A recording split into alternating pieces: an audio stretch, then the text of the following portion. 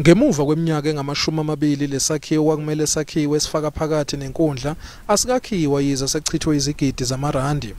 We want accountability from government to make sure that the district municipality is kept to task to make sure that they recoup the money and they make sure that they finish the stadium, because our kids are supposed to show their talent in these sporting fields. Izakhamuzi azilindele sakhiwe njengoba kwakuzovuleka amathuba omsebenzi ngemuva kokwakhiwa kwaso. Our kids were going to benefit here, but now we see our kids just going to the taverns. Our kids, you know, they are doing all those kinds of things in the street because there is nothing that they can keep themselves busy with. Since we don't have the facilities, you cannot develop the talents at all. Okuxakayo ukuthi lo mholi weAction SA eMpumalanga uThoko Mashiyane uyena owayephethe loMasipala ngesikhathi kuqala lo msebenzi.